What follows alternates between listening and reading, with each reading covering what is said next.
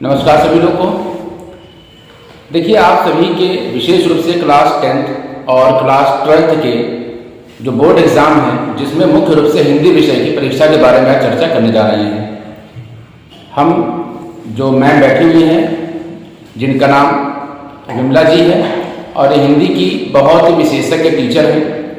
कई सालों से जो बोर्ड एग्ज़ाम बच्चे दे रहे हैं उनकी ट्रेनिंग कराती हैं, बहुत अच्छा पढ़ाती भी हैं, टीचर हैं और बहुत सारे बच्चे हैं जिनका मार्गदर्शन कर चुकी हैं। तो आज सौभाग्य से मैम से यहाँ पर इंटरव्यू करने को मिल रहा है और यहाँ पर हम चर्चा करेंगे मैम से कि मैम क्लास 10th और 12th इन दो बच्चों का एग्ज़ाम 28 फरवरी को और 15 मार्च को क्लास 10th वालों का हिंदी का एग्ज़ाम है। तो ऐसा क्या करें बच्चे जिससे कि एक बेस्ट स्कोर वो गौर कर सके, गेन कर सकें। तो यहाँ पर मैम से कुछ प्रश्नों के माध्यम से जो कॉमन प्रश्न है वो मैं लिख करके लेकर के आया हूँ और मैम से साक्षात्कार करूँगा कि किस तरीके से अच्छे मार्क्स बच्चे लेकर के आए। तो मैम, आपका बहुत वेलकम है हमारे चैनल पर।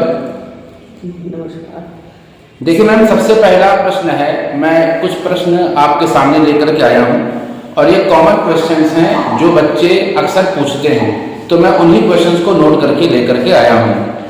सबसे पहला प्रश्न मैम आपसे यहाँ पर ये होगा कि जितने भी दिन बचे हुए हैं, अब परीक्षा के दिन ज़्यादा नहीं बचे हुए हैं, मैंने आपको बताया कि 28 फरवरी को और 15 मार्च को क्लास 12th और 10th के बच्चों का हिंदी का एग्ज़ाम है। तो इन बचे हुए दिनों में बच्चे ऐसा क्या करें कि अपना बेस्ट स्कोर कर सकें? सर्वप्रथम आप सभी को नमस्कार और अपने सहपाठी अध्यापक दुबे सर का मैं धन्यवाद देना चाहती हूँ, जिन्होंने मुझे इस लायक समझा कि मैं आप सभी को अपने विचारों से अवगत कराऊं। 15 मार्च चूँकि 10th क्लास के बच्चों का हिंदी का एग्ज़ाम है, इसमें मेरा बच्चों से यही कहना है कि अच्छे नंबर प्राप्त करने के लिए सर्वप्रथम हमें समय का विशेष ध्यान रखना चाहिए। जी। क्योंकि होता क्या है अक्सर कि बच्चे तैयारी तो बहुत अच्छी करते हैं, लेकिन टाइम मैनेजमेंट की वजह से उनके कुछ प्रश्न आते हुए भी छूट जाते हैं। जी।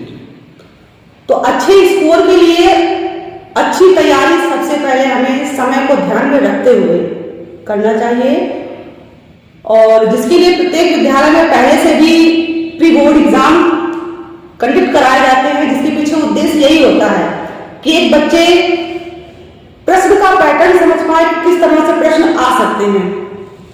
दूसरा उसका उद्देश्य होता है कि बच्चे अपना समय मैनेजमेंट करके चले ताकि आते हुए भी वो अपने प्रश्न छोड़ ना सके। बहुत सुंदर जवाब दिया मैम ने कि जो सबसे पहला काम है, बच्चे तैयारी तो बहुत करते हैं लेकिन टाइम मैनेजमेंट नहीं कर पाते हैं, आते हुए प्रश्न भी छूट जाते हैं। तो मैम का कहना है कि सबसे पहले तो हमें जितना आता है उतना हम अटेम्प्ट कर सके।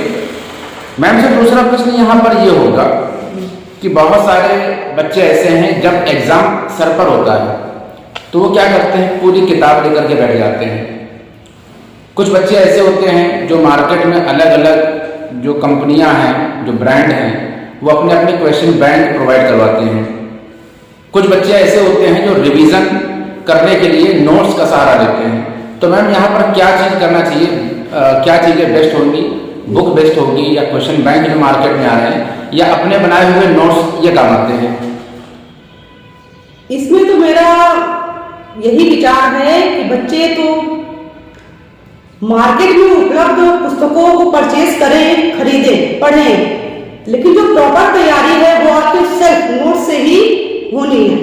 तो मेरा ये मानना है कि मार्केट में आने वाली बुकों को आप लें, उसमें एग्जाम में आने वाले प्रश्नों का पैटर्न देखें, लेकिन जो मुख्य तैयारी है वो अपने खुद के नोट से ही प्रिपेयर करें, तैयार करें, वो ज़्यादा बेस्ट होगा। क्योंकि उसमें आपके अपने विचार है, आपने चैप्टर को कैसे पढ़ा, कैसे ध्यान में रखा, कि उसमें कौन सी मुख्य हिंट या बिंदु है।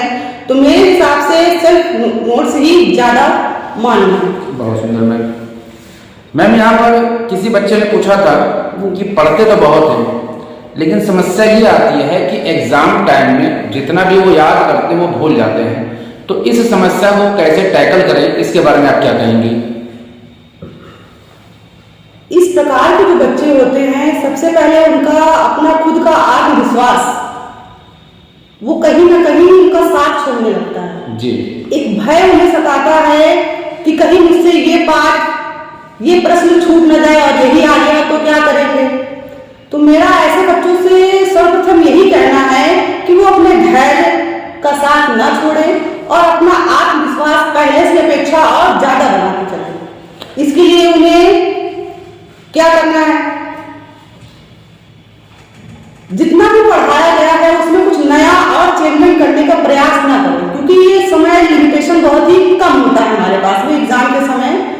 तो बच्चों ने जितना पढ़ा है कितना केवल उतना ही रिवाइज करेंगे और अपने आत्मविश्वास को खोने न दें। बहुत अच्छा कहा मैम ने कि सबसे जरूरी होता है किसी भी सफलता के लिए वो है आत्मविश्वास, यानी कि कॉन्फिडेंस। अगर आप कुछ नया सीखोगे, नया पढ़ोगे, तो आप क्या करेंगे कि इस एग्जाम के टाइम में नया पढ़ने पर आप उन चीज़ों को भूल सकते हैं, लेकिन जिन चीज़ों को आपने पहले से पढ़कर रखा हुआ है उसके भूलने की संभावना कम है। उसको रिवीजन आपको करते रहना है। मल्टीपल रिवीजन अगर आप करेंगे तो वो चीज़ें आपके दिमाग में परमानेंट बनी रहेंगी। तो आत्मविश्वास सबसे पहले जरूरी है कि आपको स्वयं पर विश्वास होना चाहिए कि जितना आपने पढ़ा हुआ है उसको लिख करके आए और नर्वस होने की आवश्यकता नहीं है। मैम चौथा प्रश्न यहाँ पर यह है कि बहुत सारे बच्चे ऐसे भी हैं जो राइटिंग को लेकर के परेशान हैं। उनका कहना है कि एग्जाम में राइटिंग अच्छी नहीं उनकी और एग्जाम टाइम में इतना ज़्यादा लिखना होता है। तो क्या राइटिंग का इतना महत्व है कि जिन बच्चों की राइटिंग, क्योंकि सभी बच्चों की राइटिंग तो अच्छी नहीं हो सकती है, कुछ ही बच्चे होते हैं जिनकी राइटिंग बहुत अच्छी होती है, कुछ बच्चों की राइटिंग बहुत खराब होती है, लेकिन मैक्सिमम नंबर ऑफ स्टूडेंट्स के ऐसे होते हैं जिनकी राइटिंग विशेष तो नहीं होती है लेकिन अच्छा लिख पाते हैं। तो आप यहाँ क्या कहना चाहेंगे कि राइटिंग की क्या भूमिका है? देखिए, मेरे हिसाब से तो राइटिंग दो प्रकार की होती है। एक वह देखने में सुलेख सुंदर हो, लेकिन जो प्रश्न पूछ रहा है उसका आंसर उसमें ना हो, तो ऐसी राइटिंग में भी अच्छी होते हुए भी आपको पर्याप्त नंबर नहीं मिल पाएंगे। जी जी।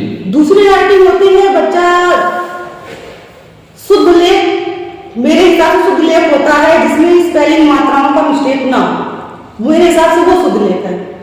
ठीक है, इतना अच्छा लिखिए कि हाँ एग्जामिनर चेक करते समय उसे आसानी से पढ़ सके, इतना रफली भी नहीं लिखिए। तो अच्छी राइटिंग के लिए बच्चों को क्या करना है कि अपनी जो स्पेलिंग मात्राओं का मिस्टेक है उसको दूर करना है। लिखते समय पर्याप्त जितना पूछा जा रहा है, हर प्रश्न में बोर्ड में ये बोला जाता है कि 25 से 30 शब्दों में आंसर लिखिए। बच्चे क्या करते हैं, जो आंसर अच्छा आता है उसको लिख के चले जाते हैं। ऐसे में क्या होता है कि आगे के जो प्रश्न होते हैं जिन्हें हमें लेंथी लिखना होता है वो हमारे छूट भी जाते हैं, और या फिर लिखने के प्रयास में हम बहुत ही भद्दी राइटिंग का उपयोग करते हैं जिसमें नंबरों का प्रभाव पड़ता है। एग्जामिनर के वो स्वयं के भी विचार से होता है। जैसे मैं चेक करती हूँ बोर्ड में कॉपियां, तो मेरा ये मानना है कि बच्चे स्पेलिंग मिस्टेक ना करें, राइटिंग पढ़ने में सही साथ आ जाए, ज्यादा दिक्कत ना हो, तो मैं पर्याप्त नंबर पूरे दे देती हूँ, आंसर प्रश्न के अनुसार हो, बस इतना राइटिंग में। बहुत सुंदर जवाब यहाँ पर मैंने दिया कि देखिए राइटिंग का महत्व तो है, इसमें इसको इग्नोर नहीं किया जा सकता है, लेकिन राइटिंग आप इतनी ऐसी लिखें जिसमें सुंदरता भले ना हो लेकिन लिखावट साफ होनी चाहिए। एग्जामिनर जब कॉपी चेक करे तो उसको समझ में आना चाहिए कि आपने लिखा क्या है।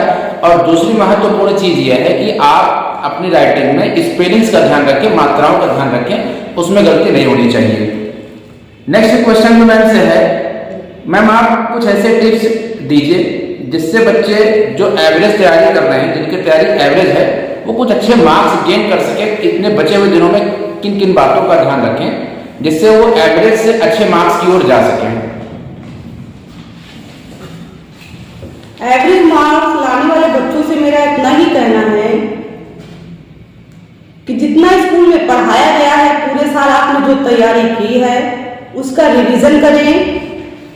चैप्टरों को, चूंकि इतना समय बचता नहीं है कि हम सारे अध्यायों को, पाठों को फिर से पूरा पढ़ें, तो ऐसे में हम अध्यापकों द्वारा लिखाए गए नोट्स और स्वयं के नोट्स जो सेल्फ नोट्स होते हैं उनका पूरी बारीकी से अध्ययन करें और मुख्य मुख्य बातों को हाईलाइट करके लेके चले। एग्जाम में उन्हीं बातों पे, चूंकि बोर्ड के बच्चे होते हैं तो उनके अंदर इतनी कैपेसिटी आ जाती है कि वो मुख्य मुख्य बिंदुओं पर अपने विचार रख सके। अगर बच्चा ये भी नहीं कर पाता है तो उन्हीं मुख्य मुख्य बातों को वो आंसर में लिखे, जिससे वो पर्याप्त नंबर आसानी से प्राप्त कर सकता है। जी मैम, एक बहुत ही कॉमन क्वेश्चन है, और क्वेश्चन ये है कि बहुत सारे बच्चे हैं जो, अब ये तो एग्जाम में मालूम नहीं होता है कि निबंध जो है वो कौन सा आने वाला है। तो अगर निबंध ऐसा आ जाए जो उनके क्षेत्र से बाहर उनका पढ़ा हुआ ना हो, तो उन किन बातों का ध्यान रखें निबंध के लिए और पत्र के लिए, जो एप्लीकेशन या पत्र जो आते हैं, उन किन बातों का ध्यान रखें जिससे वो निबंध को और अच्छा कर सकें, और जो निबंध में चूंकि मार्क्स कटते बहुत हैं तो अच्छे मार्क्स निबंध और पत्र में ला सकें। देखिए, हाई स्कूल की अगर हम बात करें तो इसमें जो निबंध दिया जाता है शीर्षक के साथ में उसके मुख्य बिंदुओं को भी दिया जाता है। उन्हीं बिंदुओं पर बच्चों को टिप्पणी करनी होती है, लिखना होता है। अगर बच्चे ने जो निबंध तैयार करके गया है उनमें से अगर नहीं आ रहे हैं, अचानक से कोई नया शीर्षक उसके सामने आ रहा है, तो दिए गए उन पॉइंटों को पढ़ें। निबंध में नंबर कम कैसे होते हैं उसके पीछे रीजन यह है कि निबंध में जो नंबर देने का जो स्किल बताया जाता है, सर्वप्रथम उसमें हेडिंग होती है प्रस्तावना, जिसका अलग से वो 2 नंबर की होती है। लास्ट में आता है उपसंहार, ये अलग से 2 नंबर का डिवाइड होता है। 10 में से ये 4 नंबर आपके ऐसे ही निकल गए। बाकी 3-4 पॉइंट जो हेडिंग्स होती है वो शीर्षक के साथ में एग्जाम में दी जाती है, केवल आपको उस पर फोकस करना है और डिटेल देना है। प्रस्तावना में प्रारंभ में लिखना इसलिए जरूरी है क्योंकि इसके अंतर्गत हमें यह बताना होता है कि हम इस शीर्षक में क्या क्या बातें बताने जा रहे हैं। प्रस्तावना का मतलब ही होता है दिए गए शीर्षक का पूर्ण परिचय। उसके बाद में जो हेडिंग दी जा रही है उन पे आप टिप्पणी करें, अपना वर्णन करें। और नया शीर्षक है, समझ में नहीं आ रहा है तो आप दिए गए बिंदुओं को ध्यान से पढ़ें और देखें कि इसमें क्या हो सकता है आपकी तरफ से, वो आप लिखें। दूसरी बात आती है आपकी पत्र की। तो पत्र में जो सर्वप्रथम ऊपर हमें देना होता है प्रेषक और प्रेषक, यानी कि रिसीवर और सेंडर का जो एड्रेस होता है। अगर औपचारिक पत्र है तो इसमें दोनों का लिखना पूर्ण आवश्यक है। इनके भी अपने अलग अलग मार्क्स होते हैं। एड्रेस का 1 नंबर होता है। फिर उसके बाद औपचारिक पत्र में जो आपका आता है विषय, कि किस पर आप पत्र लिखने जा रहे हैं, तो उस विषय का 1 मार्क्स अलग होता है। बाकी जो आप डिटेल देते हैं वो 3 नंबर का या 2 नंबर का होता है। लास्ट में औपचारिक पत्र में भवदीय, ठीक है, प्रार्थी करके ऐसा अपना नाम और एड्रेस पुनः फिर से लिखना होता है। धन्यवाद शब्दों का भी उपयोग करें। लिखते समय ये याद रखें पत्र में कि हमें केवल मुख्य मुख्य बातों का ही वर्णन करना है, ताकि पढ़ने वाला जो है ये देखे कि हाँ बच्चा थोड़ा काबिल है और उसने मुख्य मुख्य बातों को ध्यान में रखा है। अगर बच्चा ऐसे करके लिखता है तो उसके मार्क्स कहीं आने वाले नहीं। यानी मैम पत्र लिखते समय हमें ये याद रखना है कि इधर उधर की बात ना करते हुए सब्जेक्ट ओरिएंटेड बातें लिखें, यानी जो विषय है उससे संबंधित बातें रखें। ये भी ध्यान रखें कि औपचारिक पत्र है या अनौपचारिक पत्र है और उसका जो पैटर्न है, उसका जो फ्रेमवर्क है, उसके हिसाब से उसको पूरी तैयारी करनी चाहिए। मैम निबंध से संबंधित एक प्रश्न और आता है कि क्या बच्चों को जो निबंध है उसमें कोटेशंस जो होती हैं, तो क्या कोटेशंस का अधिक प्रयोग करना चाहिए? कोटेशन जो 10 मार्क्स के क्वेश्चन में मेरे हिसाब से 2 कोटेशन लिखना पर्याप्त है। इससे ज्यादा लिखना मेरे हिसाब से कहीं ना कहीं ये आपके फिजूल बातों की तरफ ध्यान आकर्षित करता है एग्जामिनर का। तो मेरे ख्याल से 2 कोटेशन और बहुत ज्यादा है अगर तो 1 चित्र भी आप बना सकते हैं उससे संबंधित, जो आपके नंबरों को प्रभावित करेगा। यानी कि मैम का कहना है कि आप कोटेशन अगर लिख रहे हैं तो कोटेशन लिख सकते हैं, उसमें उसका असर तो होता है। प्लस क्वेश्चन आप जो है ये भी कर सकते हैं कि उसमें कुछ चित्र वगैरह के माध्यम से आप उसको बता सकते हैं, इंडिकेट कर सकते हैं। मैम लास्ट प्रश्न आपसे यह है कि गद्य और पद्य की भी अपनी भूमिका है। गद्य और पद्य ऐसे सेक्शन हैं जहाँ पर बहुत अधिक मार्क्स के जो प्रश्न वो आते हैं, और इन प्रश्नों को कैसे हमें करें, किन बातों का ध्यान रखें जिससे गद्य और पद्य यहाँ पर अपने अपने जो मैक्सिमम मार्क्स आप बच्चों को मतलब बच्चे अच्छे मार्क्स उसे गेन कर सकें? देखिए, ग्रामर पोर्शन के बाद में अगर अधिकतर अंक जो बच्चे प्राप्त करते हैं हिंदी में वो होता है गद्य और पद, जिससे संबंधित आपके पैराग्राफ भी आते हैं और उन पैराग्राफ से संबंधित क्वेश्चन भी पूछे जाते हैं। तो इन पैराग्राफ को सॉल्व करने का सबसे आसान तरीका यही है कि बच्चे संपूर्ण पाठ को पढ़ें और उसका क्या निष्कर्ष है उस पर विशेष ध्यान दें, क्योंकि ये जो हमारे पठित गद्यांश पद्यांश होते हैं वो हमारे सिलेबस से ही आता है, पाठ्यक्रम से ही आता है। तो 5 या 10 नंबर का आपका पठित गद्यांश या पद्यांश आता है और फिर इन्हीं चैप्टरों से संबंधित आपके क्वेश्चन आंसर शॉर्ट और लॉन्ग ये भी आते हैं। तो मेरा ये मानना है कि इस पैराग्राफ को सॉल्व करने के लिए बच्चों को प्रत्येक पाठ का शीर्षक पूर्ण रूप से पता हो, उसके पीछे क्या औचित्य है ये भी मालूम हो बच्चों को, और ये मालूम करने के लिए एकदम शॉर्ट कट है कि संपूर्ण पाठों का सारांश हमें याद हो, कंठस्थ हो। यानी कि सभी चैप्टर्स की समरी और सारांश हमें याद होना चाहिए। मैम, आखिरी में आप बच्चों को ऐसा क्या टिप्स देना चाहती हैं जिससे इस परीक्षा को अच्छे अंकों से उत्तीर्ण किया जा सके? अंत में बच्चों से यही कहना चाहूंगी कि चूंकि आपकी परीक्षा का समय चल रहा है तो सबसे पहले आपने स्वास्थ्य को ध्यान में रखते हुए शुद्ध भोजन करें, पौष्टिक भोजन करें और जो पचने लायक खाना है उसी का ही सेवन करें। उसके साथ साथ पर्याप्त नींद भी लें, आत्मविश्वास अपना कम न होने दें, जितना पढ़ा है उस पर पूर्ण विश्वास रखें और आप सभी का एग्जाम अच्छा ही जाएगा। ये कहते हुए मैं आप सभी से अब विदा लेना चाहूंगी। धन्यवाद। बहुत अच्छा मार्गदर्शन यहाँ पर मैम ने दिया है और इन सभी बातों को जो मैं सुन रहा था, मैम ने हर एक प्रश्न का बहुत ही सटीक आंसर दिया हुआ है। जिन टिप्स को अगर आप फॉलो करते हैं कि जैसा मैम ने लास्ट में कहा है कि सबसे पहले तो स्वास्थ्य का ध्यान रखें। अगर आप स्वस्थ रहेंगे तभी एग्जाम दे पाएंगे। आप अगर बीमार हो जाएंगे तो एग्जाम आपसे छूट जाएगा। दूसरी बात यह है कि स्ट्रेस बहुत ज़्यादा है, टेंशन, एग्जाम की टेंशन होती है, तो पर्याप्त नींद लेने से आप स्ट्रेस फ्री हो जाएंगे और मल्टीपल रिवीजन करेंगे तो आपका जो अंक है वो निश्चित रूप से अच्छे प्राप्त कर सकेंगे। तो यहाँ पर इंटरव्यू सेशन जो है वो बहुत सुंदर रहा। मैम का एक बार फिर से थैंक मैं कहता हूँ। मैम ने अपना उपयोगी समय निकाल करके आप सभी के लिए